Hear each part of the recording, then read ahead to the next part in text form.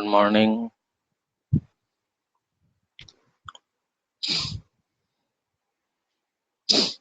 Good morning. Good morning.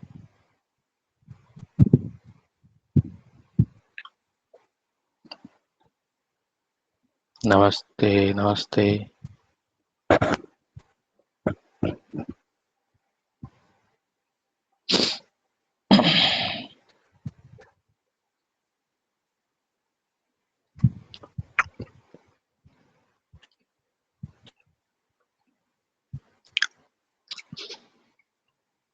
खुश रहो खुश रहो.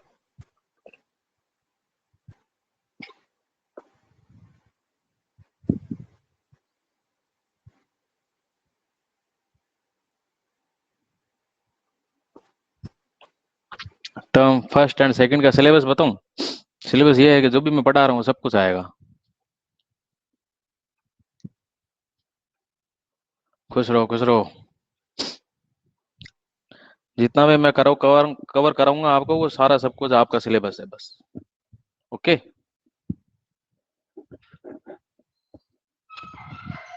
बार बार मत पूछना.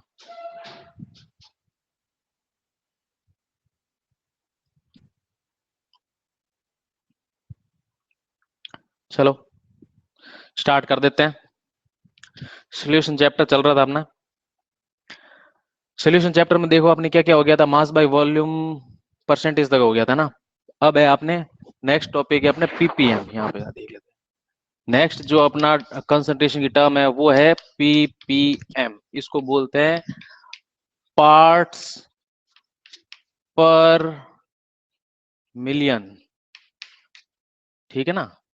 जब कंसंट्रेशन किसी भी सॉल्यूट की बहुत कम होती है मतलब उसका अमाउंट बहुत मतलब माइनर अमाउंट हो तब अपन पार्ट पर मिलियन का यूज करते हैं.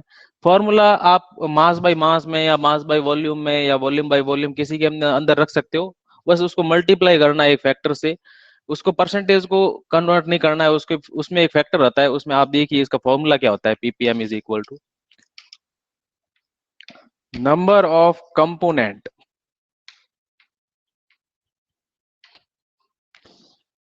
divided by total number of components.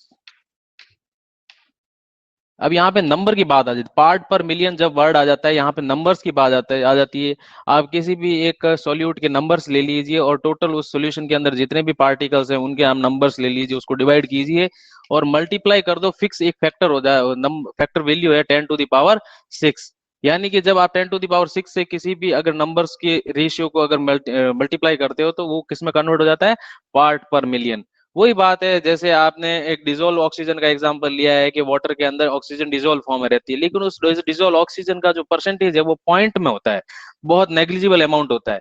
तो उसको अपन कंसंट्रेशन की टर्म में रिप्रेजेंट करें इसका कोई ज्यादा इतना उसका रोल नहीं होता. इसलिए उसको पार्ट पर मिलियन में अपने को रिप्रेजेंट करना पड़ता है. ये जब भी आएगा तो मतलब वहां पे कंसंट्रेशन बहुत कम होगी. ऐसा मान लो वेरी डाइल्यूट सोल्यूशन होगा. वो कैसा होगा. वेरी डाइल्यूट मतलब उसके अंदर सारा सॉल्वेंट ही है और बहुत कम अमाउंट में आपका सॉल्यूट है.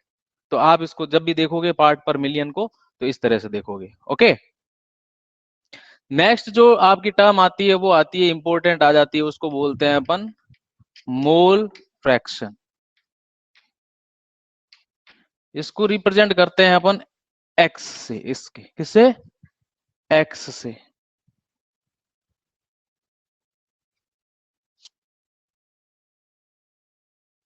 रिकॉर्ड ऑन नहीं है क्या. रिकॉर्ड है ना. रिकॉर्ड चल रही है वीडियो. क्या दिक्कत है. रिकॉर्ड हो रही है. सब कुछ है. ऑन ही था. क्या ऑन है. Mole fraction. मोल फ्रैक्शन देखो आपके पास में दो कंपोनेंट होते हैं. एक सॉल्यूट होता है एक सॉल्वेंट होता है. अपन बाइनरी सॉल्यूशन की बात कर रहे हैं तो आप जब भी मोल फ्रैक्शन की बात करो तो आपके सामने एक ही फॉर्मूला होता है. Mole fraction is equal to number of moles divided by total number of moles. बस सिंपल सा फैक्टर है. अगर जब यहाँ पे अगर सॉल्यूट की बात कर रहे हो तो ऊपर आपके जो नंबर ऑफ मोल्स हैं वो सॉल्यूट के आ जाने चाहिए. जब यहाँ पे मोल फ्रैक्शन सॉल्वेंट की बात कर रहे हो तो यहाँ पे मोल फ्रैक्शन सॉल्वेंट के आ जाने चाहिए. जैसे एक एग्जाम्पल ले लेते हैं अपन, ठीक है, एक एग्जाम्पल ले लेते हैं, क्या ले लेते हैं कि अगर आपके पास में NaOH है, क्या है, NaOH है, वो डिसॉल्व किस में किया हुआ है, आप ऐसे ले सकते हो कि 20 ग्राम NaOH, 20 gram NaOH dissolve in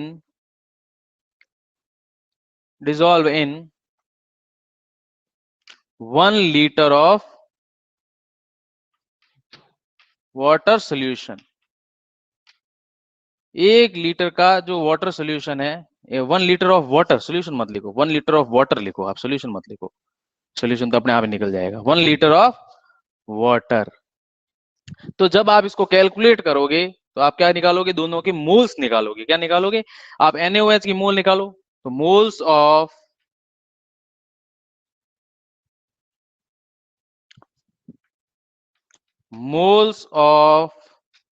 NaOH, NaOH की मोल्स कैलकुलेट कीजिए, आपको कैलकुलेट करना आता है, आप NaOH की मोल्स कैलकुलेट कीजिए और मोल्स ऑफ वाटर ये कैलकुलेट कीजिए। क्या ये कैलकुलेट कर सकते हो आप? चलो फॉर्मूला बता देता हूं, मोल मोल निकालने का फॉर्मूला बता देता हूं। Mole is equal to given mass upon molar mass. ये सिंपल सा फॉर्मूला है मोल निकालने का। 9th में आप अच्छे से पढ़ चुके हो, अब कोई यूं नहीं बोलेगा कि सर 10th 11th अच्छे से नहीं पढ़ी, इसलिए क्योंकि ये फॉर्मूला आपने 9th में पढ़ा है। नहीं भी पढ़ा है तो मैंने यहाँ पे लिख दिया आपकी, ठीक है।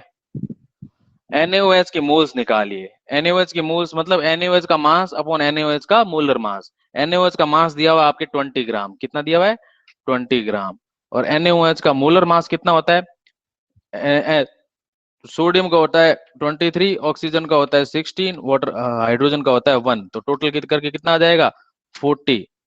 तो ये कितना आ जाएगा 40 ग्राम पर मोल। तो इसको जब आप कैलकुलेट करो, ग्राम से ग्राम कट जाएगा, मोल रह जाएगा, ये कहता है 1/2 यानी कि 0.5 मोल। कितना आ जाएगा 0.5 मोल। दिख रहा है ना सबको, दिखाई दे रहा है ना? ओके, अब ये तो मैंने निकाल लिया, ये आप निकालो। ये जो निकाल लेगा ना, मैं समझ लूंगा कि उस बंदे का दिमाग बहुत ज्यादा एक्टिव है। वैसे ही मैंने चीज आपको 11th में एक टाइम बताई थी, उस टाइम कोई क्लास में होगा तो देख ली होगी, नहीं देखा होगा तो बताओ, बताई थी ना? Very good. बताओ मेरे को वाटर के मोल्स कैलकुलेट करके बताओ, जबकि मैंने यहाँ पे वाटर का मास दिया ही नहीं है। इस क्वेश्चन में मैंने वाटर का मास दिया ही नहीं है आपको। ये एग्जाम में क्वेश्चन कई बार आता है, find out the moles in 1 litre of water. बस इतना सा लिखा हुआ होता है और कुछ नहीं लिखा हुआ होता, और आपको मोल्स कैलकुलेट करने होते हैं। करो, दिमाग लगाओ।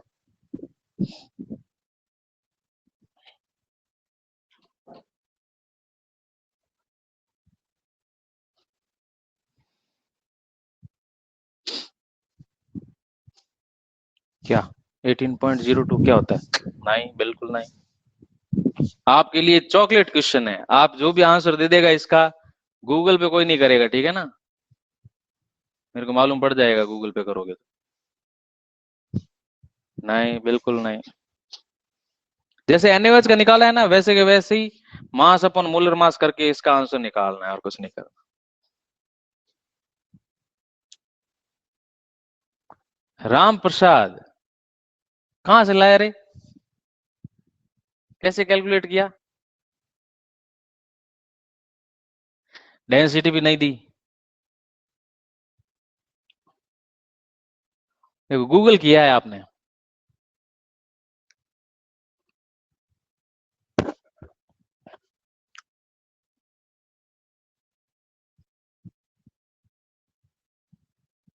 Very good.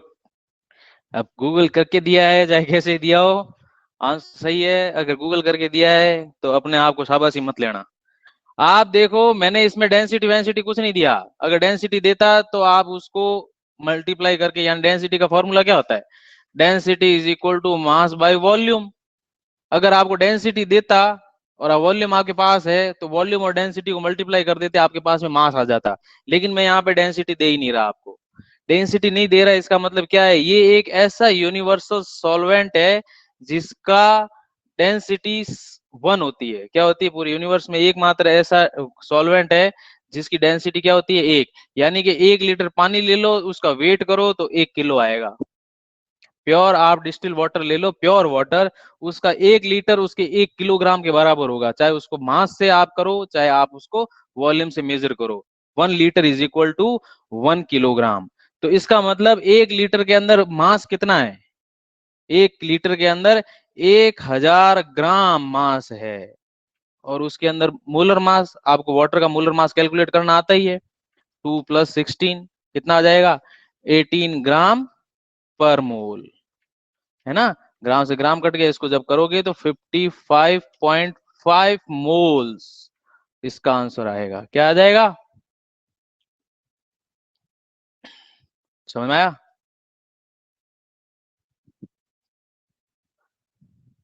बाकी तो ऐसे सॉल्वेंट जितने भी हैं, या तो उनकी डेंसिटी 1 से कम होगी या 1 से ज्यादा होगी, लेकिन यही एक ऐसा सॉल्वेंट है जिसका डेंसिटी क्या होती है, 1 होती है ना।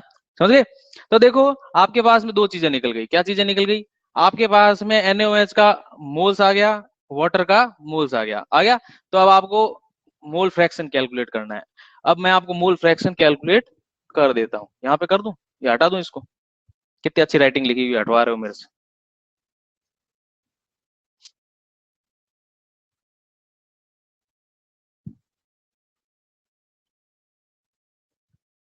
हटा दूं, अब क्या करें बताओ, देखो हटाने पड़ती है, अब क्या करें बताओ, है ना। तुम तो करते नहीं हो तारीफ, इसलिए मुझे खुद को ही करनी पड़ती है।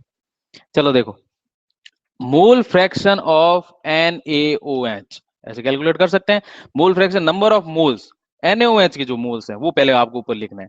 क्या लिखना है, NaOH के मोल्स क्या थे, 0.5, और टोटल नंबर ऑफ मोल्स यानी कि 0.5 प्लस 55.5, कैलकुलेट करना आ गया। तो ये जो भी मोल फ्रैक्शन आएगा ये किसका आ जाएगा, आपका NaOH का। कैलकुलेट कर लोगे, सिंपल सी चीज है। ऐसे कैसे, मोल फ्रैक्शन ऑफ वाटर, तो वाटर के मोल फ्रैक्शन है तो ऊपर आप रखोगे वाटर के moles upon total moles. Total moles वही सेम 0.5 प्लस 55.5। तो इन दोनों का आंसर आपके सामने आ जाएगा, या अपने आप कैलकुलेट कर लेना।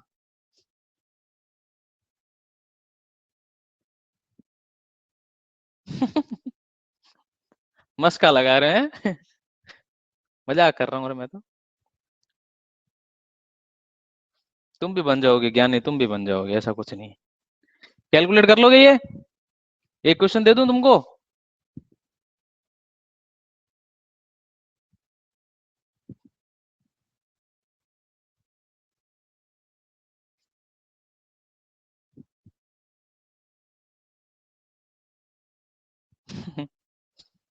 मजाक मजाक ही करता हूँ, और क्या करता हूँ। चलो, ये तो हो गया अपना मोल फ्रैक्शन पार्ट पर मिलियन। अब एक क्वेश्चन आपके लिए, कर लोगे क्वेश्चन। क्वेश्चन है, कैलकुलेट मोल फ्रैक्शन ऑफ, मजाक तो करते हैं, अब क्या है, calculate mole fraction of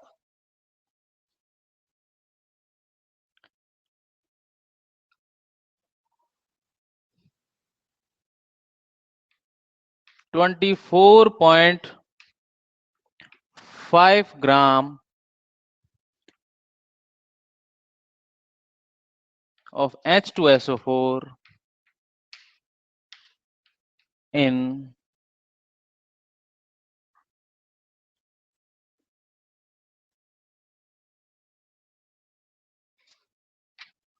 2 litre of water. हाँ सर, कीजिए, इस क्वेश्चन को कीजिए, इस क्वेश्चन को करो।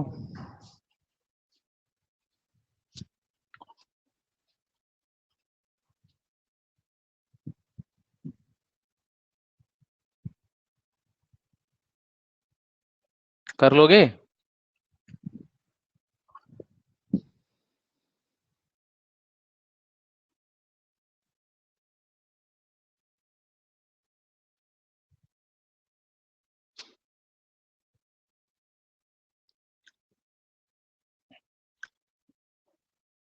एक मिनट है आपके पास, जल्दी जल्दी दिमाग चलाओ, बहुत सिंपल क्वेश्चन है।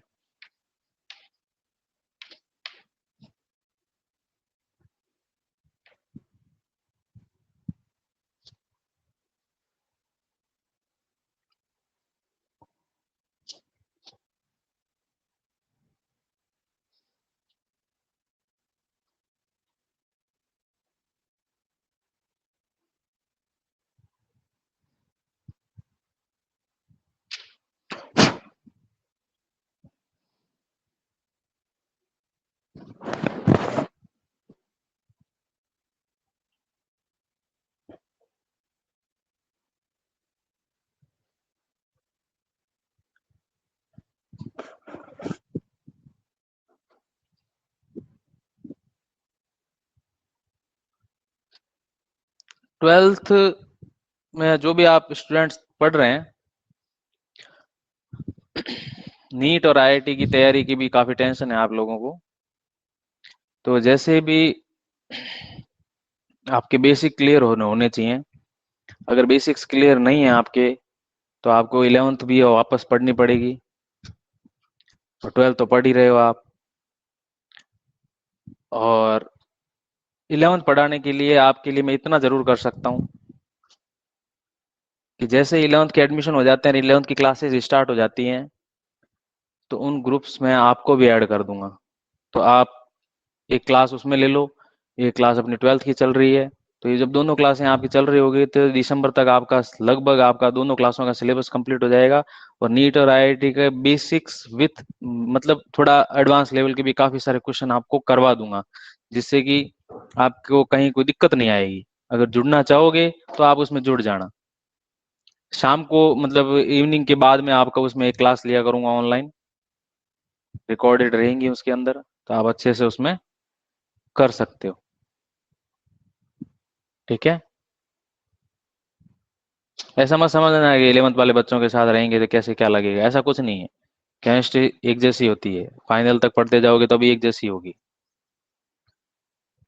खुशी कुमावत 0.0022, देखते हैं क्या आंसर आता है।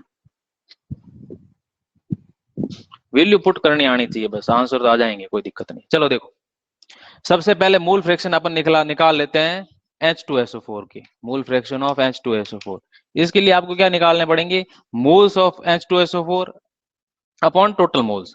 तो इसके लिए आप देखो, सीधी सीधी पहले तो अपन मोल्स ही निकाल लेते हैं, है ना। मोल्स ऑफ H2SO4 मोल्स निकालेंगे, मास अपॉन मोलर मास। ये लो मास और ये लो मोलर मास, क्या आ जाएगा? 4, 1/4। ये कितना आ जाएगा? 0.25 हो जाएगा, 0.25 मोल्स आ जाएंगे, कोई दिक्कत? ऐसे ही ऐसे ही मोल्स ऑफ वाटर, वाटर का मास कितना है? 2 लीटर है तो 2000 लीटर, 2000 ग्राम हो जाएगा ना, ये ध्यान रखना। अपॉन मोलर मास, वाटर का मोलर मास फिक्स ही होता है। इसको जब कैलकुलेट करोगे तो कितना आ जाएगा? 110.1, यानी कि 111, 111 के आसपास आ जाएगा लगभग, है ना? कि डबल होगा? कितना होगा कैलकुलेट करके बताओ। 111 ही होगा मुझे लगता है, 111 ही तो होगा। 111 ही आया था, 111.1 देख लेना अप्रोक्स 111.1, चलो देख लेना इसको। एज अब निकालो मोल फ्रैक्शन ऑफ H2SO4। मूल फ्रैक्शन H2SO4 के निकालने के लिए क्या करोगे, 0.25 अपॉन 0.25 प्लस 111.1 कैलकुलेट कर लोगे। Mole fraction of water is equal to 111.1 upon 0.25 plus 111.1। देखो 11 ये देख लेना, कैलकुलेट कर लेना, ये ऐसे कैलकुलेट करके आंसर निकाल लोगे। क्या वैल्यू सही ने सही सबने पुट की है? वेरी गुड वेरी गुड, सही है तो बहुत बढ़िया। 0.1 है या नहीं है देख लो, आप देख लो ना। 55.5 को 2 से मल्टीप्लाई करो, 0.1 होगा ही नहीं ना, 0.1 होगा ही नहीं, 0.1 होगा ही नहीं। 55.5 है, इसको 2 से मल्टीप्लाई करो। 0.1 तो कोई फर्क नहीं पड़ता, 0.1 से इतना ज्यादा आंसर पे आप आंसर निकाल लोगे। ओके चलो आगे कर दें। नेक्स्ट अपन कंसंट्रेशन की जो टर्म्स हैं वो उन पे अपन जाते हैं। ये थोड़ी अब एडवांस लेवल की कंसंट्रेशन की टर्म्स हैं, ये तो सिंपल सिंपल थी। इन कंसंट्रेशन की टर्म्स को करने से पहले मैं आपके सामने एक फॉर्मूला जो हमेशा लिख देता हूं वो आप लिख लीजिए। किसी भी टाइप का अगर आपको कन्वर्जन मोल्स का देखना पड़े तो आप इस फॉर्मूले से देखेंगे। मोल या moles is equal to mass upon molar mass is equal to volume upon 22.4 litre is equal to number of atoms molecules और एनी अदर जो भी कुछ एक्सेट्रा वगैरह कुछ भी ले लो upon Avogadro number 2.23 into 10 to the power 23। कोई इसको 6.022 भी लिखता है, कोई 6.023 भी लिख दो। 11th में था, हाँ 11th में था। 11th में नहीं था, ये कुछ नहीं है, ये कहीं लिखा हुआ नहीं होता। इसको तो क्या है, जब आप कहीं कोचिंग वोचिंग करने जाते हो आगे पढ़ते हो तो आपको ये फॉर्मूला सिखाया जाता है। उसमें क्या है कि मोल्स का अगर मास से अगर आप रिलेशन निकालना चाहो, अगर मास दिया हुआ है मोलर मास आप कैलकुलेट कर सकते हो, उससे भी मोल कैलकुलेट कर सकते हो, यानी कि सारे के सारे एक दूसरे से इंटरलिंक है। अगर आप वॉल्यूम की टर्म को मोल्स में कन्वर्ट करना चाहते हो, अगर किसी गैस का वॉल्यूम दिया हुआ उसको 22.4 लीटर से आप डिवाइड करो तो भी आप मोल कैलकुलेट कर सकते हो। अगर वॉल्यूम दिया हुआ है मास पूछ रहा है तो वॉल्यूम आपको दिया हुआ होगा, उस गैस का मोलर मास आप कैलकुलेट कर सकते हो। ये आपके सामने फॉर्मूला हो जाएगा, इस मोलर मास को इधर लेके आ जाना तो आपके पास में मास आ जाएगा। ऐसे ऐसे किसी एटम के मतलब तीनों के चारों के चारों जो आपके मौलिक ये फॉर्मूले हैं ये एक दूसरे के साथ में हाँ बताया था ये सारे एक दूसरे के साथ इंटरलिंक होते हैं।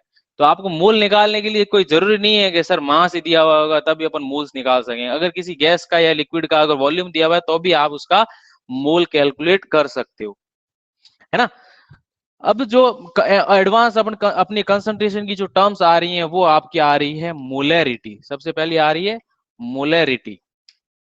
मोलैरिटी मोलैरिटी को अपन रिप्रेजेंट करते हैं कैपिटल एम से। अरे ये मैंने थोड़ी देर पहले मोलर मास कैलकुलेट किया था, ये मोलर मास कैलकुलेट करना किस किस को नहीं आता? ये 111, ये 40, 98, ये मैं कैलकुलेट कर रहा था, ये किस किस को नहीं आता? देखो नहीं आता हो ना तो पूछ लेना, नहीं तो फिर मुंह फाड़ते रहोगे पता नहीं वैल्यू कहाँ से आई। सबको आता है?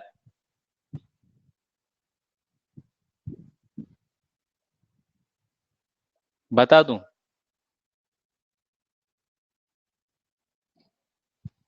चलो देख लो, मैं चलो मोलरिटी की टर्म है, इसको जिसको आता है उसको कोई जरूरी नहीं है, मैं मोलर आपको ये कैलकुलेट करना बेसिकली सिखाता हूँ।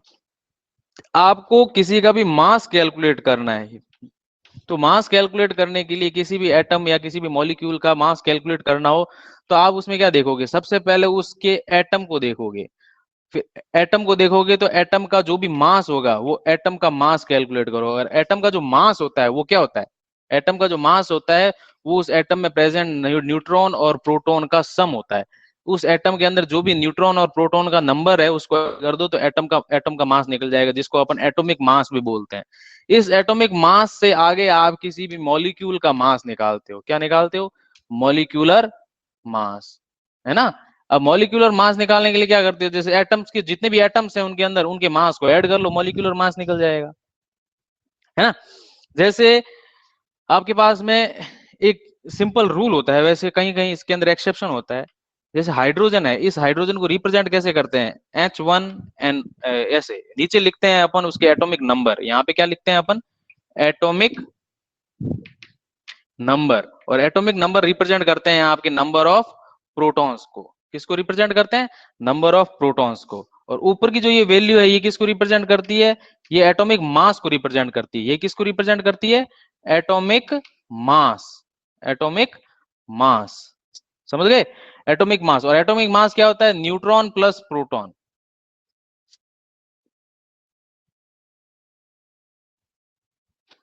ग्राम पर लीटर।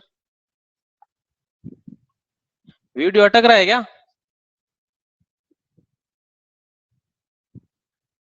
वीडियो अटक रहा है क्या?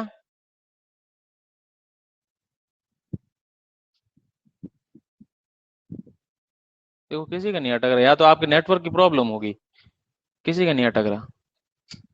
देखो, तो आप क्या करते हो, जैसे ही आप यहाँ पे हाइड्रोजन की बात करते हो तो हाइड्रोजन को रिप्रेजेंट करने का तरीका भी आपने देख लिया कि हाइड्रोजन को मैं ऐसे रिप्रेजेंट करता हूँ। ऊपर की जो वैल्यू है वो सम है किसका? न्यूट्रॉन और प्रोटॉन का। नीचे की जो वैल्यू है सिर्फ प्रोटॉन को रिप्रेजेंट करती है।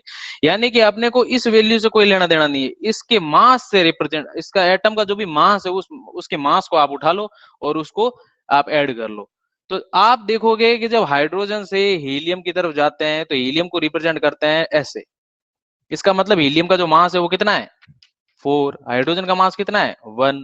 ऐसे कैसे लिथियम की तरफ चले जाते हैं तो लिथियम के ऐसे लिखते हैं। तो इसका मतलब लिथियम के ऊपर कितना लिखा हुआ है? 7। तो लिथियम का मास कितना है? 7। अब कई लोगों को कंफ्यूज हो जाता है कि कहीं पे तो इसका एटम का जस्ट डबल कर रहे हैं, कहीं पे सेम ही रख रहे हैं, कहीं पे डबल से भी ज्यादा जा रहा है। तो ये चीजें तो आपको थोड़ी बहुत देखनी पड़ेगी। हाँ देखेंगे देखेंगे, अभी देखेंगे, मोलरिटी पे आएंगे। मैं तो आपको मास कैलकुलेट करना सिखा रहा हूँ। तो इस चीज से बचने के लिए क्या करें बताओ? इन चीजों से बचने के लिए आप क्या करो, जितने भी आपके पास में एटम्स हैं, जितने भी आपके पास में एटॉमिक नंबर है, कोई भी एटम है जिसका एटॉमिक नंबर आपको मालूम है, उनके एटॉमिक नंबर को आप डबल कर दो, वो आपका क्या आ जाएगा? मास। मैक्सिमम कंडीशन में, बहुत कम कंडीशंस हैं जहां पे आपकी थोड़ा वेरिएशन शो करता है, उसको आप अलग से लर्न कर लो। ज्यादा आपकी वो आंसर की वैल्यू में कोई डिफरेंस नहीं लेके आएगा। तो आप देखोगे कि जो हाइड्रोजन है इसका एटॉमिक नंबर कितना होता है? 1 होता है। तो इसका एटॉमिक मास भी क्या होगा? इसका एटॉमिक मास क्या होगा? इसका मास क्या होगा? एटॉमिक नंबर इसका 1 है तो मास भी इसका 1 होगा। अगर हीलियम है तो हीलियम के बाद में जितने भी हैं उनका एटॉमिक मास 2 है तो 4 कर दो। लिथियम है तो इसका एटॉमिक नंबर 3 होता है, इसको 7 यानी कि 6 होना चाहिए, लेकिन इसका 7 होता है। यानी कि आपको घूम फिर के सिर्फ इसको याद करना है, इसको याद करना है। यानी कि इसके बाद में जब भी कहीं आओगे तो बहुत कम एक्सेप्शन आते हैं। जैसे एक सोडियम का एग्जांपल ले लेते हैं, बाकी इससे पहले एक्सेप्शन जो आते हैं वो अपने इतने एक्सेप्शन कुछ नहीं होता, बस उसके अंदर न्यूट्रॉन के नंबर थोड़े चेंज हो जाते हैं। सोडियम का एटॉमिक नंबर क्या होता है? 11। 22 होना चाहिए लेकिन इसका 23 होता है। ये कुछ कुछ जो एलिमेंट्स हैं जिनके मास थोड़े से कम या थोड़े से ज्यादा हो जाते हैं, वो हाँ, क्लोरीन का भी देख लो। क्लोरीन, क्लोरीन का होता है एटॉमिक नंबर 17, लेकिन ये आपकी क्लोरीन होता है वो क्लोरीन गैस की फॉर्म में, यानी कि थोड़ा आइसोटोप की फॉर्म में भी मिलता है, लेकिन तो इसको ये कंबाइंड फॉर्म में मिलता है, इसलिए इसका पॉइंटों में निकलता है। क्या किस में निकलता है? इसका मोलर एटॉमिक मास पॉइंट्स में निकलता है। वैसे ही क्लोरीन गैस का होता है 71, लेकिन सिर्फ एक क्लोरीन एटम का निकालने की करें तो वो 17 का डबल कितना हो जाएगा? 34 होना चाहिए, लेकिन इसका 35.5 के आसपास होता है। तो आपको क्या है, कुछ कुछ जो ये वैल्यूज हैं इनको बस आप याद कर लो, बाकी आप कहीं भी वैसे इसको याद भी नहीं करो तो भी आपका काम चल जाएगा। डबल कर दो, डबल करने के आसपास उस वैल्यू के आसपास पहुंच जाओगे आप, इतना ज्यादा दिक्कत आएगी नहीं। नहीं तो वो एग्जाम के अंदर आपको दे देता है और 2-4 बार प्रैक्टिस करोगे तो आपके वैसे ही आंसर आपके याद हो जाएंगे। ओके। और जब भी किसी एटम का मास निकाल लिया तो उनके जितने भी मास है आपके पास में, जैसे मान लो एक एग्जांपल आ गया, एक एग्जांपल आ गया आपके पास में, यानी कि H2SO4 ही आ गया, ये H2SO4 ही आया था। अब H2SO4 में जितने भी एटम है उनको आप देख लो, इसमें हाइड्रोजन 2 हैं, यानी एक हाइड्रोजन का मास होता है 1, तो 2 का कितना हो गया कि भाई साहब 2 हो गया। सल्फर, सल्फर का एटॉमिक नंबर क्या होता है? बताइए, सल्फर का एटॉमिक नंबर क्या होता है? सल्फर का एटॉमिक नंबर क्या होता है? 16।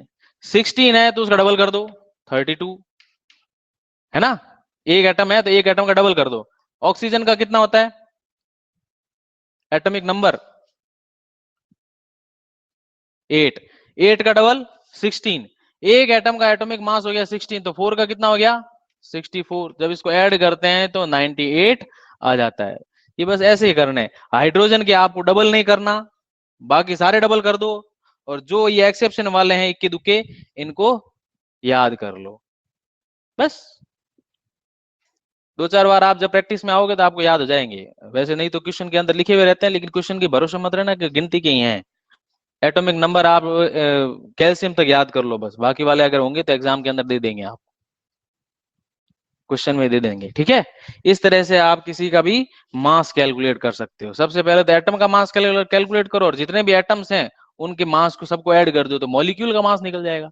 ये तो है ना, ये इंडिविजुअल, ये एटॉमिक मास है, ये इंडिविजुअल एटम का मास है, ये इंडिविजुअल 4 ऑक्सीजन के एटॉमिक मास है। जब इन एटॉमिक मासेस को आप ऐड करते हो तो ये जो निकला है ये मॉलिक्यूल का मास निकला है, मतलब टोटल टोटल H2SO4 का मास है। तो इसको तो आप बोलोगे मॉलिक्यूलर मास। क्या बोलोगे इसको? Molecular mass. और ये इंडिविजुअल एक एक एटम के हैं तो इनको बोलोगे एटॉमिक मास। ओके, हटा दूं या किसी को लिखना है?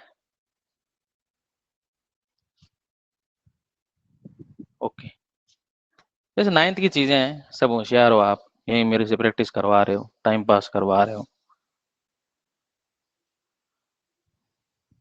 चलो मोलरिटी की तरफ आते हैं। ओके, मोलरिटी क्या होती है? नंबर ऑफ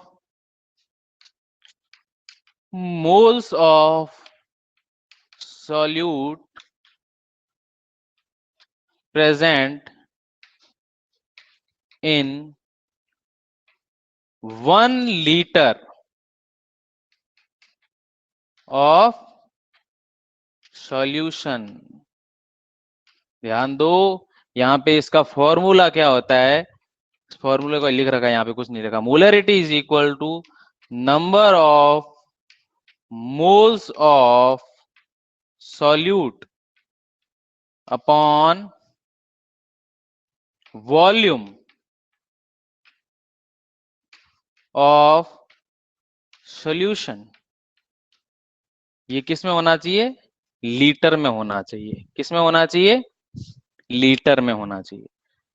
कंप्लीट सॉल्यूशन का जो वॉल्यूम है उसको आप अपॉन में रख दो, और ऊपर आप नंबर ऑफ मोल्स कैलकुलेट करके लगा दो सॉल्यूट के। तो आप कैलकुलेट क्या कर सकते हो? मोलरिटी। क्या कर सकते हो कैलकुलेट? मोलरिटी। क्वेश्चन दे दूं? क्वेश्चन दे दूं? Calculate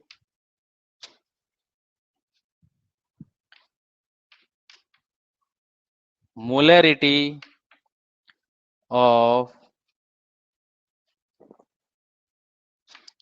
36.5 gram of HCl in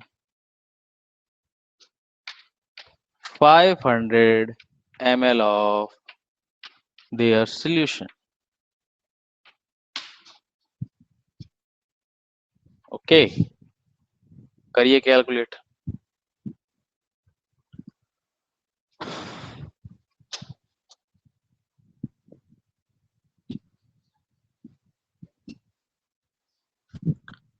देखो ऑनलाइन बहुत कम बच्चे रहते हो, ऑनलाइन रहो। जब तक ऑनलाइन नहीं रहोगे तो आपको पढ़ने में इतना इंटरेस्ट भी नहीं आएगा, और कंसेप्ट आपके वो क्लियर, वैसे क्लियर नहीं होते जो रिकॉर्डेड में होते हैं, वैसे उससे ज्यादा अच्छे क्लियर होते हैं। रिकॉर्डेड में क्या है, पढ़ा है, बच्चे जब देख लेंगे, लेकिन देखा कभी नहीं जाते। 2 मोल्स, क्या निकाले? 2 मोल्स। और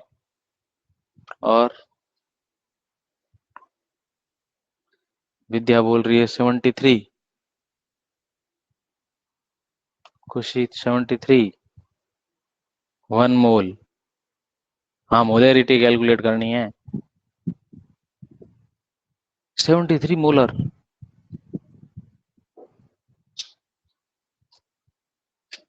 मोलरिटी 73 है, यूं?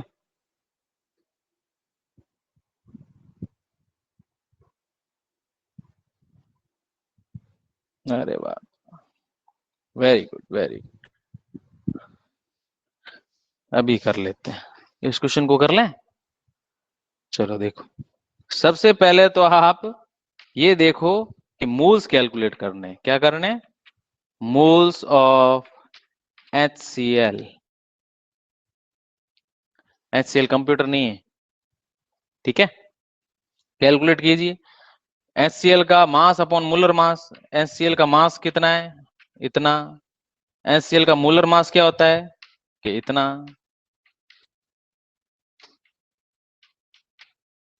आंसर क्या आ जाएगा? 1 मोल। हम्म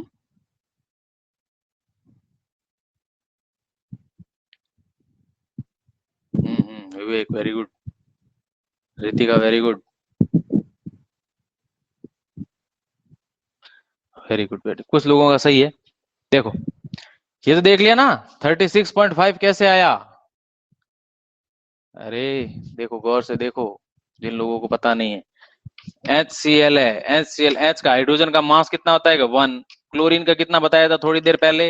ये तो ऐड किया तो कितना आ जाएगा? ये इसका मोलर मास आ गया, और उसी को मैंने आपका मास दे दिया, तो मास को मोलर मास से डिवाइड करोगे तो 1 मोल आ गया। आ गया? कोई दिक्कत? अब कैलकुलेट कर लेते हैं अपन, क्या? मोलरिटी। क्या कैलकुलेट कर लेते हैं? मोलरिटी। कहाँ करो, क्या कर दो? मोलरिटी। मोलरिटी कैलकुलेट करोगे तो क्या करोगे? Number of moles of solute. इसके अंदर, इस क्वेश्चन के अंदर बताओ सॉल्यूट क्या है? HCl ही है। सोल्यूशन तो किसका है? इसके अंदर कोई ना कोई पोलर सॉल्यूशन दिया हुआ होगा, उसका सॉल्यूशन है ये, यानी वैसे वाटर का ही होता है यहाँ पे। सॉल्यूट के मोल कितने हैं? कि 1 मोल। इसका वॉल्यूम कितना है? कि 500 ml। लो 500 ml। और मैंने क्वेश्चन में क्या दे रखा था कि वॉल्यूम हमेशा लीटर में होना चाहिए। इस 500 को लीटर में कन्वर्ट करने के लिए क्या करोगे? 1000 से डिवाइड करोगे। 1000 से डिवाइड करोगे, 1000 ऊपर आ जाएगा। ऊपर आ जाएगा मतलब 1 × 1000 अपॉन 500, 2m। आंसर क्या आ जाएगा? 2 मोलर। हाँ कोई बात नहीं, गलत था तो कोई बात नहीं। देखो, क्वेश्चंस जब करते हो, आप कर सकते हो, आप करते भी हो क्वेश्चन, लेकिन क्या है, हड़बड़ी मत करो। हाँ, हड़बड़ी मत करो। आप किसी भी क्वेश्चन को गौर से देखो कि उसमें क्या दे रखा है और क्या पूछ रहा है, पहले शांति से ध्यान करो, है ना? फिर उस क्वेश्चन की तरफ जाओ आप। ओके, आगे चलें। लिखना है तो लिख लो जल्दी, फिर हटाता हूँ इसको, अच्छी अच्छी राइटिंग को। कोई तारीफ ही नहीं करता।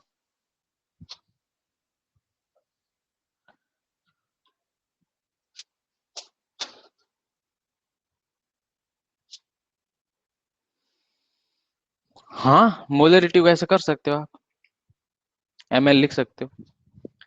विवेक कह रहा है कि सर इसको ऐसे कर देता हूँ, यहाँ पे volume of solute in ML। तो अगर ML करोगे तो ऊपर आप पहले से फॉर्मूले के अंदर ही 1000 लगा के रख दो।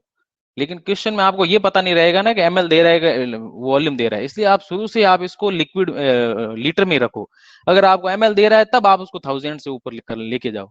पहले मत लेके जाओ, पहले लेके जाओगे तो आप हमेशा यही रखोगे कि 1000 से मल्टीप्लाई करना ही करना है, गलत कर दोगे आप, है ना?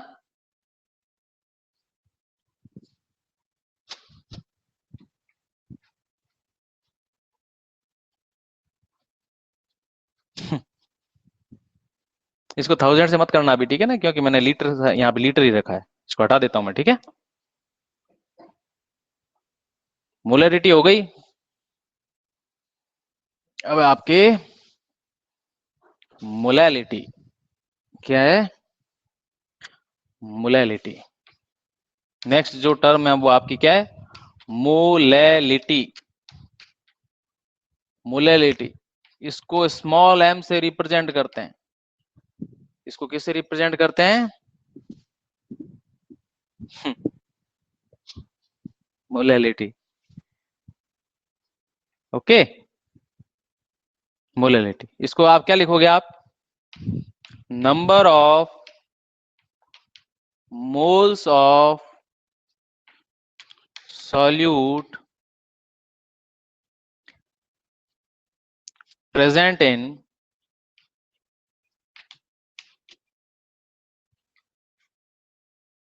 1 kilogram of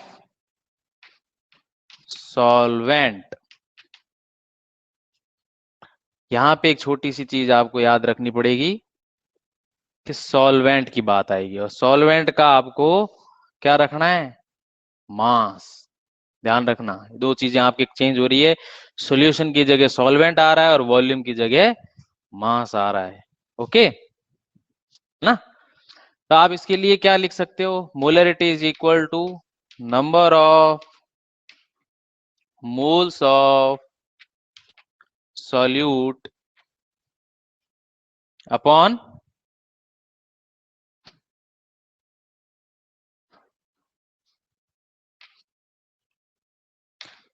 mass of solvent in kilogram. ध्यान देना यहां पे सॉल्वेंट है, ध्यान देना यहां पे सॉल्वेंट है। ओके, क्वेश्चन दे दें आपको?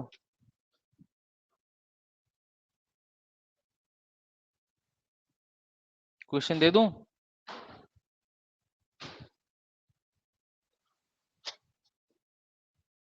कैलकुलेट मोलैलिटी ऑफ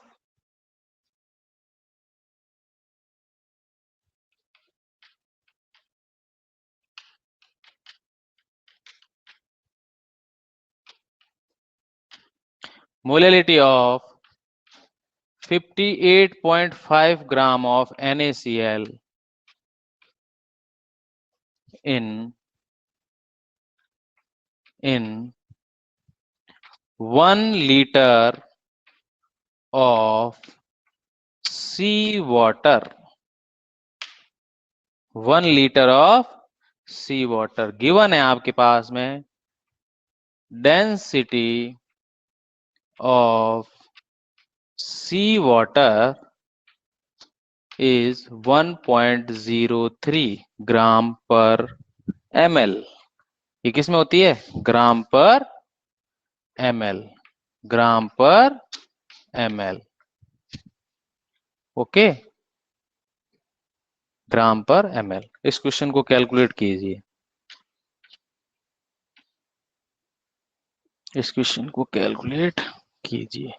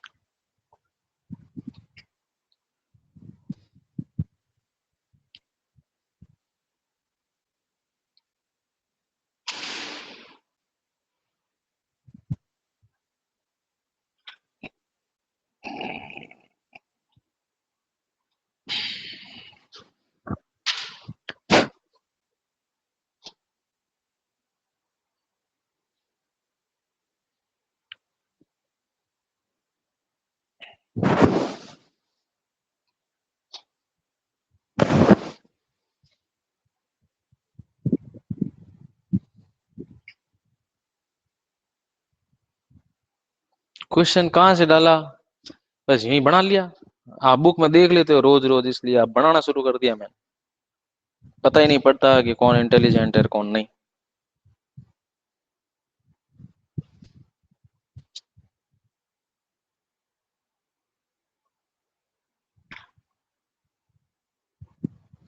देखते हैं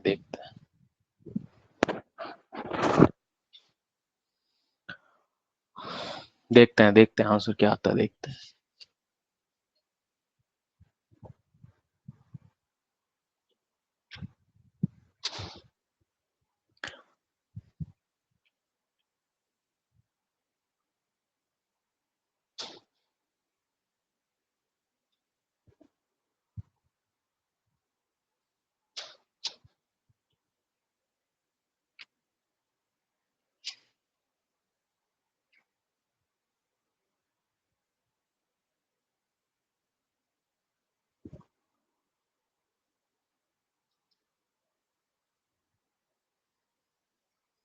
किसी का नाम नहीं लूंगा मैं, सही है, क्योंकि फिर उसका आंसर सबके सब टाइप करना शुरू कर देंगे।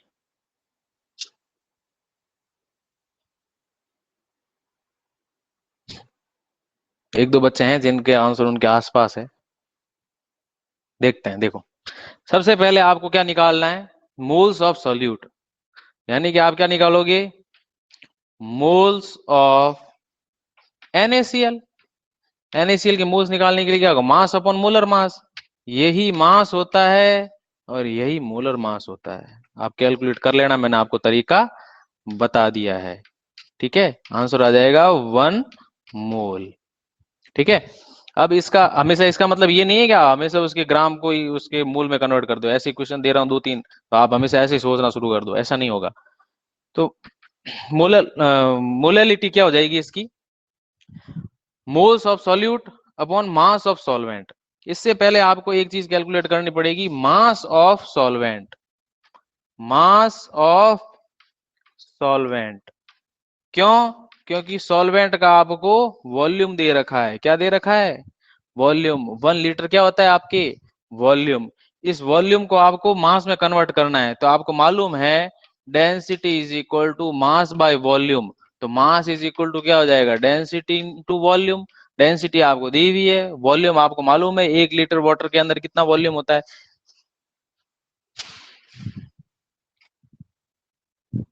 देखते हैं। तो डेंसिटी क्या है इसकी? 1.03, और वॉल्यूम क्या है? 1 लीटर। तो आंसर इसका क्या आ जाएगा? लीटर के अंदर इसका आंसर क्या आ जाएगा? मास कितना आ जाएगा इसका? 1 लीटर की बात हो रही है ना, तो किलोग्राम के अंदर, किलोग्राम में इसको कर रहे हो, तो इसका आंसर कितना आ जाएगा? 1.03 किलोग्राम। 1.03 किलोग्राम कितना आ जाएगा?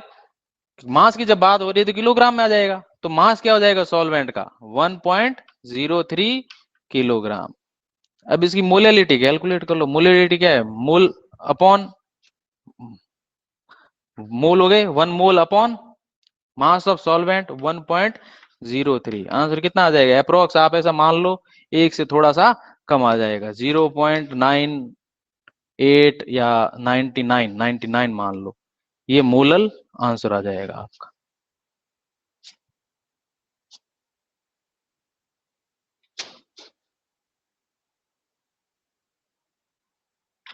हाँ हाँ, कोई बात नहीं। देखो, ये यही तो छोटी छोटी गलतियां होती है, अपन हड़बड़ी के अंदर गलत कर देते हैं। अब मनीष बोला, क्या ml में? लीटर में दिया हुआ है ना? क्या ml में? लीटर में दिया हुआ है ना? देखो, 1 लीटर दिया हुआ है ना, तो 1 लीटर दिया हुआ है, तो वॉल्यूम 1 लीटर से करेंगे। अपने को घूम फिर के यहाँ पे मास किस में लेके आना है? किलोग्राम में लेना आ रहा है, तो वॉल्यूम लीटर में दिया हुआ है, तो लीटर में तो रखेंगे। 1 लीटर 1 किलोग्राम के बराबर होता है, इसलिए किलोग्राम में आंसर आएगा आपका। नहीं, ये जो डेंसिटी है वो आपकी किस में है? ग्राम किलोग्राम में? किस में? ये डेंसिटी किस में दी हुई? ग्राम पर। हाँ यार, ये चीज आप देखो, ये चीज देखो, इस चीज को वापस देखो आप, इस चीज को यहाँ पे, इस चीज को देखो। जब डेंसिटी इंटू वॉल्यूम की बात हो रही है, तो डेंसिटी कितनी किस में है? 1.03 ग्राम पर ml। और वॉल्यूम क्या है? वॉल्यूम क्या है आपका? इसी चीज को ध्यान से देखो, 1000 ml है ना? 1000 ml, ये तो समझ में आ रहा है ना आपको? 1 लीटर का मतलब क्या होता है? 1000 ml। जब इस ml को ml से काट दोगे, तो आंसर कितना आ जाएगा? किस में आ जाएगा? ग्राम में। जब ग्राम में आएगा, तो 1000 को 1.03 से मल्टीप्लाई करोगे, तो आंसर आ जाएगा 1030 ग्राम। किसके आ जाएगा? 1030 ग्राम। अब ग्राम को अपने को किलोग्राम में कन्वर्ट करना है, तो वापस आप 1000 से डिवाइड करो उसको, वापस उसको 1000 से डिवाइड करोगे, तो वापस 1.03 किलोग्राम आ जाएगा। अब समझ गए? अपने को तो किलोग्राम में चाहिए ना। स्टेप बाय स्टेप करो तो ऐसे कर लो, नहीं तो डायरेक्ट करो तो ऐसे कर लो, आंसर तो एक ही आएगा ना।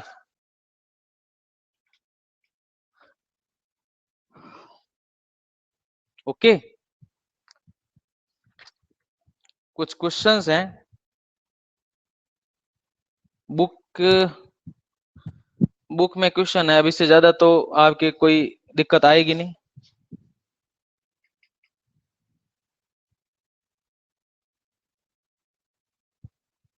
हेलो। पोज बना दिया बस, इतना ही आता है मेरे को पोज बनाना।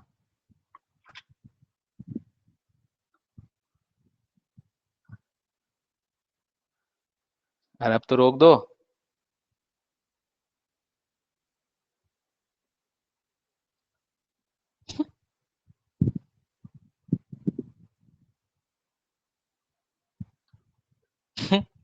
हंसा नहीं जाता। ले लो स्क्रीनशॉट ले लो।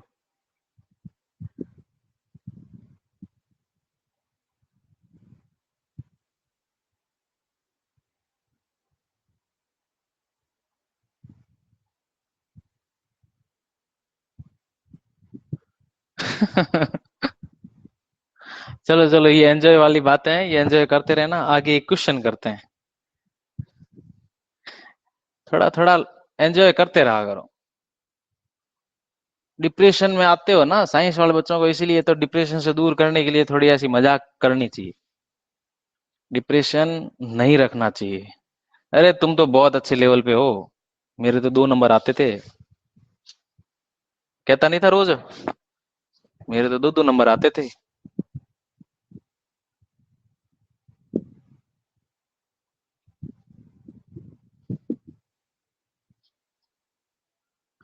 आंखें खुली है। हाँ चलो बढ़िया है ना, डिप्रेशन दूर दूर तक नहीं है तो। चलो एक क्वेश्चन करो।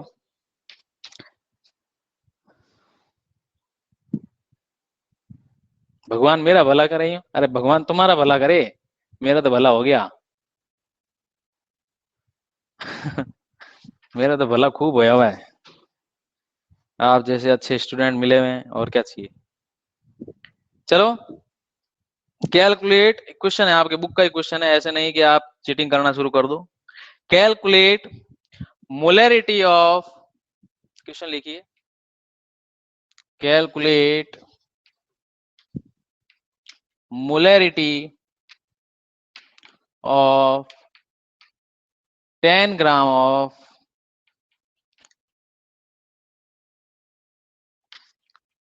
Calcium CaCO3, calcium carbonate, calcium carbonate इन 250 ml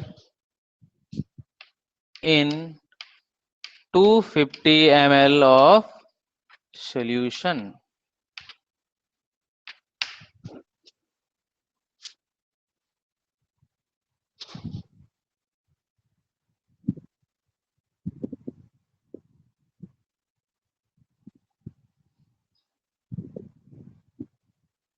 40, कैल्शियम का 40, 20 का डबल 40। कैल्शियम का 40, कार्बन का 12, ऑक्सीजन का आपको मालूम है कितना होता है, 16 हो गया ना, 16 टू 3, 48, कितना हो जाएगा, 60, लगभग 100। लो आपके तो 100 लग गया,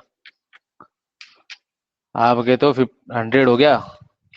वो क्या बोलते हैं उसको, 50 और 100, हाँ शतक लग गया आपका।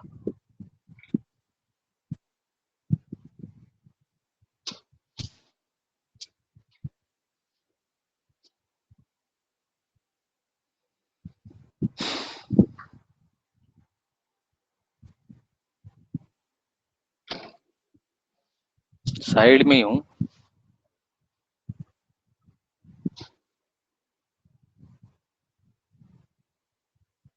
2.5।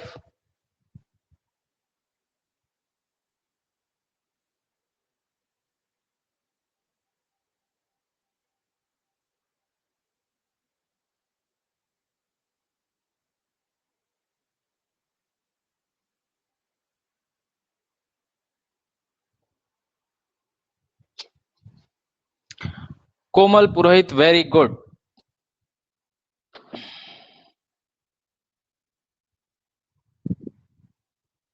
Ritika very good.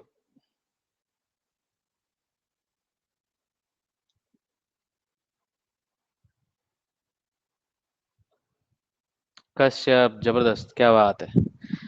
सब एक का ही टाइप नहीं कर रहे।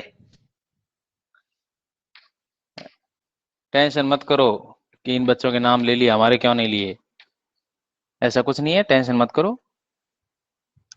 क्या निकालोगे सबसे पहले आप? मोल्स। किसके मोल्स निकालोगे? Moles of calcium carbonate. Step by step चलो, देखो थोड़े दिनों में क्या होता है आपकी उंगलियों पे आंसर हो जाएंगे, इसलिए मैं छोटे छोटे स्टेप से करा रहा हूँ, आपको हड़बड़ी ना हो इसलिए, नहीं तो इसका एक फॉर्मूला थोड़ा बड़ा बना के भी मैं बता सकता हूँ आपको, लेकिन ऐसा नहीं करना चाहता मैं। मोल्स निकालोगे कैल्शियम कार्बोनेट को तो क्या करोगे? मास अपॉन मोलर मास, तो आंसर कितना आ जाएगा? 0.1। 0.1 हो जाएगा, है ना? क्या आ जाएगा? ये 0.1, 0.1 मोल्स, ये मोल्स है, ठीक है ना? मोल्स नहीं, मोल्स क्या, हाँ मोल्स है, ग्राम पर मोल्स, ग्राम से ग्राम कट गया, मोल्स। अब क्या निकालोगे आप? मोलैरिटी। मोलैरिटी निकाल रहे हो, तो ये लो molarity, molarity is equal to moles of solute, ये लो मोल्स ऑफ सॉल्यूट, मोल्स हैं अपॉन वॉल्यूम ऑफ सॉल्यूशन, ये लो वॉल्यूम ऑफ सॉल्यूशन। किसमें है ये? ml में है, लो ये हो गया लीटर में। अब तो ठीक है, अब तो लीटर में हो गया। पॉइंट उड़ाओ, 10 लगाओ, इसको इससे काटो, इसको इससे काटो, ये 2, ये 5, 0.4 m। Okay, very good Lakshita, very good. Manas Pawar तो बोलता है 4, अब 4 कहां से आ गया? 0.4 आ रहा है। मनीष, मनीष पवार,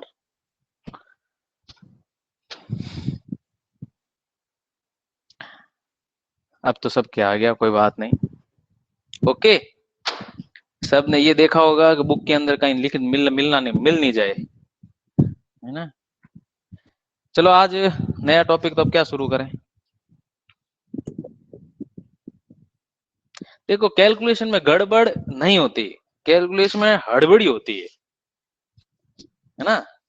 मैथ में मैं भी बहुत वीक हूँ, इसलिए मैं स्टेप बाय स्टेप चलता हूँ, जिससे कि मुझे भी दिक्कत ना हो और आंसर आने में भी दिक्कत ना हो।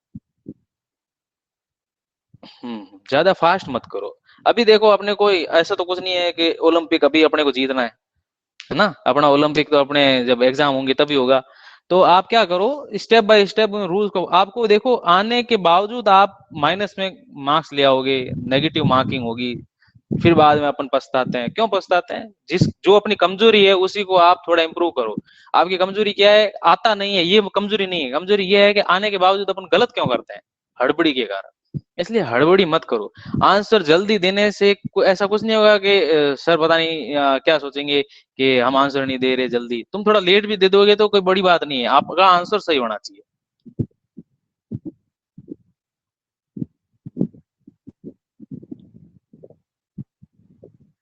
मनीष ज्यादा मस्के लगा रहे हैं ना?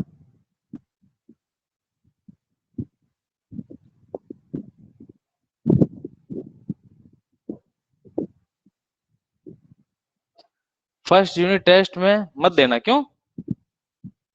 देखो नेगेटिव मार्किंग यहाँ तो नहीं होती, कंपटीशन एग्जाम में तो होती है ना। तो ये चीजें अभी से अगर आप इनको रूल को फॉलो करते चलोगे, आता है क्वेश्चन और उसको गलत करो, इससे बड़ा बेवकूफ कोई नहीं है। और अगर नहीं आता है और उसको जान करके आप ज्वाइन अटेंड करके गलत करते हो, तो उससे भी बड़ा बेवकूफ कोई नहीं है। सबसे होशियार तो वो होता है जिसको जितना आता है वो उतना ही करता है। जो ज्यादा पढ़ के भी गलत करता है वो भी बेवकूफ, और जो नहीं पढ़ के भी क्वेश्चन अटेंड करके जान करके गलत करता है वो भी बेवकूफ। मैं ऐसा नहीं कह रहा हूँ आप लोग ऐसे हो, लेकिन ये है कि मैं एक ये बता रहा हूँ, बेवकूफों की कैटेगरी में आप अपने आप को ना रखें, है ना? यूनिट फर्स्ट में वही लेसन है जो मैं पढ़ा रहा हूँ बस। यूनिट फर्स्ट में कौन सा लेसन है? यूनिट फर्स्ट में नहीं, पीए फर्स्ट में बोलो। देखो ऑर्गेनिक केमिस्ट्री कम आती है, ये आपकी प्रॉब्लम नहीं है, ये सभी बच्चों की प्रॉब्लम होती है। तो ऐसे नहीं, ऐसे नहीं, सोल्यूशन ही नहीं, ऐसे थोड़ी ना होता है। आपको पढ़ना पड़ेगा, जब तक आप उस चीज के पीछे नहीं पढ़ोगे तब तक आपको पढ़ना पड़ेगा। और आपके इलेक्ट्रोकेमिस्ट्री और ऑर्गेनिक का एक चैप्टर हो चुका है, और ये सोल्यूशन वाला भी चैप्टर मैं पूरा कर दूंगा, तो आपके 3 चैप्टर एग्जाम में आएंगे। ये अब अगस्त में ही है, शायद हो जाएंगे फर्स्ट वीक या सेकंड वीक, सेकंड वीक तक हो जाएंगे। तो आपको प्रिपेयर रहना है। अगर ऐसे करोगे तो फिर मैं कैसे बताओ, आपका सिलेबस सिलेबस मैं तो कंप्लीट करा दूंगा, फिर आप तो वही एक एक दो दो चैप्टर में फंसे रह जाओगे, कब पूरे चैप्टर करोगे बताओ। हैं, एग्जाम के अंदर मेरे को ही आप खरी खोटी सुनाओगे कि सर आप टेस्ट ले लेते तो ठीक रहता। ऑफलाइन होंगे एग्जाम तो, ऑनलाइन क्या होंगे, ऑफलाइन कराएंगे हम तो। स्कूल खुल जाएगी जब तक, क्या दिक्कत है, खुल जाएगी खुल जाएगी। देखो इलेक्ट्रो का लूंगा, ऐसे नहीं चलेगा, आप उनके वीडियो को वापस देखो। आप पढ़ सकते हो, आप वीडियोस को वापस देखो, कर सकते हो आप। अब नहीं लूंगा एग्जाम तो कब लूंगा बताओ। ऑर्गेनिक भी लूंगा, इलेक्ट्रो भी लूंगा और सोल्यूशन भी लूंगा, तीनों चैप्टर आपके पीए फर्स्ट में आएंगे। कोई धोखा नहीं है, धोखा आप अपने आप के साथ कर रहे हो, मैं कोई धोखा नहीं कर रहा हूँ। एक दो महीने और निकल जाएंगे, 10 चैप्टर हो जाएंगे, फिर बाद में आप पछताओगे कि इससे अच्छा टेस्ट ले लेते सर, तो कुछ तो याद होता। पढ़ाया ऑनलाइन है तो क्या गुनाह कर दिया मैंने।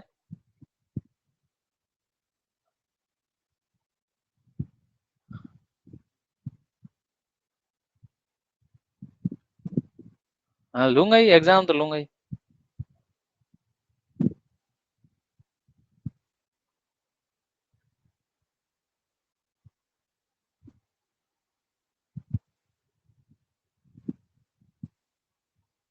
शॉर्ट में क्या समझा ना, ऑर्गेनिक शॉर्ट में नहीं होती। हर एक इलेक्ट्रॉन पे पूरा कंसेप्ट लगाना पड़ता है, इसलिए आपको एक एक चीज अच्छे से समझाइए। आप वीडियोस को वापस देखो, थोड़ा इसकी स्पीड बढ़ानी होती है ना, वो वाला वो ऑप्शन आता है ऊपर, वो ऐसे वॉच बनी हुई आती है, वहां पे क्लिक करके आप उसकी स्पीड को 1.5 टाइम कर दो, तो आप जल्दी जल्दी वीडियो को देख लोगे। नोट्स तो आपके पास लिखे हुए ही हैं, नहीं लिखे हैं तो वापस लिख लेना। जितने भी वीडियोस हैं उनके नोट्स भी आपकी कॉपी में होने चाहिए, जब रिवाइज करने बैठोगे फिर बाद में आपको दिक्कत आएगी बार बार कि कौन से वीडियो के अंदर कौन सा टॉपिक था, पता ही नहीं पड़ेगा। कल तो नहीं लेंगे, कल तो टेस्ट नहीं लेंगे। देखो वर्क करना पड़ेगा, ऐसे नहीं है आप बच्चे थोड़ी ना हो, वर्क तो करना पड़ेगा।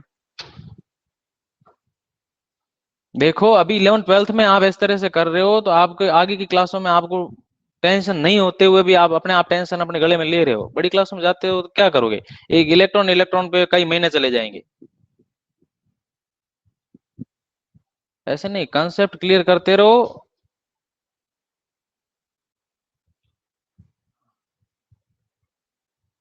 हाँ तो बच्चे ही हो तो बच्चे ही रहोगे, क्या बूढ़े भी तो होगे। पढ़ना पड़ेगा, देखो ऐसे नहीं। मेरे 2 नंबर आते थे, मैं नहीं चाहता कि आपके 2 नंबर आए। हाँ 17 साल के आधे बूढ़े हो चुके हो, किसने कहा बच्चे हो।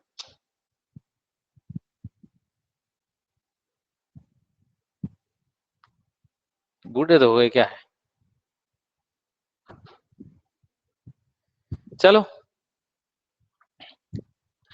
एग्जिट करते हैं।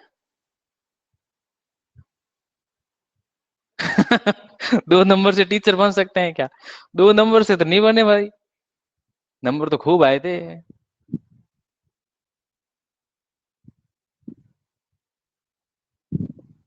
हो जाएंगे, टेस्ट हो जाएंगे, आप टेंशन मत लो।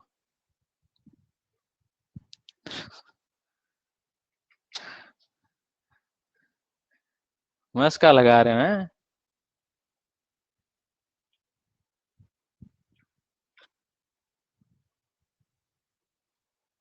चलो एग्जिट करते हैं।